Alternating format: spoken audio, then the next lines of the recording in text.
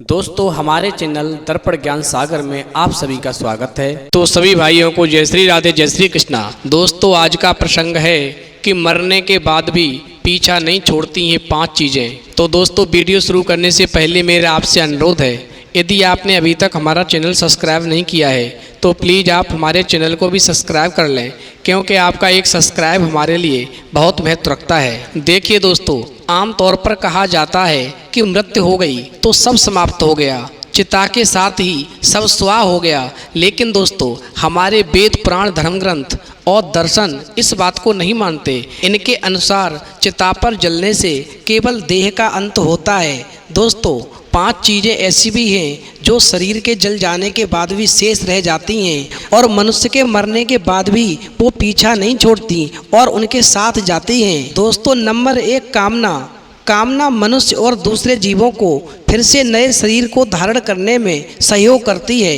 दोस्तों कामना के अनुसार ही मनुष्य को अपना नया शरीर मिलता है। दोस्तों मृत्यु के समय मनुष्य जिन जिन चीज़ों को सोचता है वह कामना उसके साथ चली जाती है और फिर उसकी पूर्ति के लिए फिर से जीव को शरीर के रूप में लौटना पड़ता है। दोस्तों इसीलिए धर्म ग्रंथों में कहा जाता है कि मृत्यु करीब आने पर सब चीज़ों की इच्छा त्याग करके केवल ब्रह्म का ध्यान करना चाहिए। यदि कामना लिए हुए चले गए तो निश्चित ही आपको फिर एक नए शरीर में लौटना पड़ेगा। दोस्तों कामना का साथी है वासना। यह ऐसी चीज है जिसका कोई अंत नहीं है। दोस्तों मृत्यु सैया पर भी लोग वासना से मुक्त नहीं हो पाते। सांसारिक सुख की चाहती वासना है। दोस्तों मनुष्य मरते समय भी अपने जीवन साथी बच्चों परिवारजनों के बारे में सोचता रहता है, उनसे मिलने वाले सुख दुख को सोचता रहता है और समय आने पर इसी छटपटाहट में उसके प्राण निकल जाते हैं। दोस्तों विष्णु पुराण में राजा भरत की कहानी है। उसकी चाहत उसके प्यारे हिरण के बच्चे में थी। दोस्तों उसे सोचते हुए राजा के प्राण निकले थे। अगले जन्म में राजा को स्वयं हिरण रूप में जन्म लेना पड़ा। दोस्तों इसीलिए कामना और वासना को मृत्यु के करीब आने पर मन पर हावी ना होने दे। दोस्तों नंबर 3 कर्म। मनुष्य जीवन भर कर्म करता है, चाहे वह अच्छा हो या बुरा हो। मनुष्य बिना कर्म किए हुए एक पल भी नहीं रह सकता। दोस्तों मृत्यु करीब आने पर आत्मा शरीर द्वारा किए गए कर्मों की स्मृति को समेट लेती है।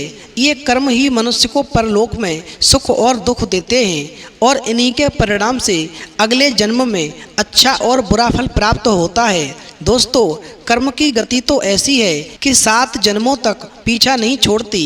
दोस्तों महाभारत में इसका अच्छा उदाहरण है। बाणों की सैया पर लेटे हुए भीष्म ने जब श्री कृष्ण से पूछा कि मुझे ऐसी मृत्यु क्यों प्राप्त हुई, तो भगवान कृष्ण ने उन्हें 7 जन्म पूर्व की घटना याद दिलाई और कहा 7 जन्म पूर्व तुमने एक अधमरे सांप को उठाकर नागफनी के कांटों पर फेंक दिया था, इसीलिए आज तुम इस बाणों की सैया पर पड़े हो। दोस्तों किसी से कर्ज लें तो उसे मरने से पहले जरूर चुका देना चाहिए, क्योंकि लिया गया कर्ज और दिया गया कर्ज दोनों ही जन्म जन्मांतर तक पीछा नहीं छोड़ते। दोस्तों गरुड़ पुराण में लिखा गया है कि मरने पर कर्जदाता जब परलोक में आता है तो अपने कर्ज का धन वापस मांगता है। उस समय यम के पास कर्ज लेकर मरने वाले का मांस काटकर कर्जदाता को देता है, लेकिन कर्ज का बोझ यही नहीं उतरता, अगले जन्म में भी कर्ज पीछा करता है और उसे किसी न किसी रूप में चुकाना पड़ता है। दोस्तों नंबर 5 पुण्य।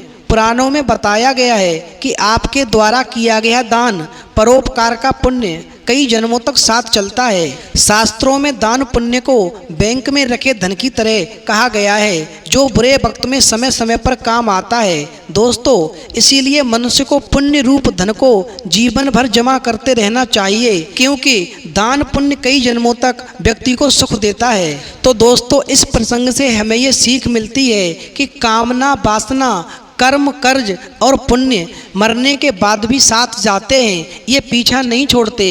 इसलिए इनको हमें ध्यान रखते हुए अपने जीवन का यापन करना चाहिए, क्योंकि इन 5 चीज़ों में से किसी एक में भी मनुष्य अपने जीवन में लिप्त रहता है तो उसे निश्चित ही उसका भोग भोगने के लिए, उसका फल भोगने के लिए इस मृत्युलोक में नए शरीर के रूप में आना पड़ता है और उसे निश्चित ही फल भोगना पड़ता है। तो दोस्तों यदि आपको हमारी वीडियो पसंद आई हो तो प्लीज़ प्लीज़ आप हमारे चैनल को सब्सक्राइब करें, लाइक करें, शेयर करें, क्योंकि आपका एक सब्सक्राइब हमारे लिए बहुत ही महत्व रखता है। तो दोस्तों इस वीडियो में इतना ही, फिर मिलेंगे एक नई वीडियो में नए प्रसंग के साथ। तब तक के लिए जय श्री राधे, जय श्री कृष्णा।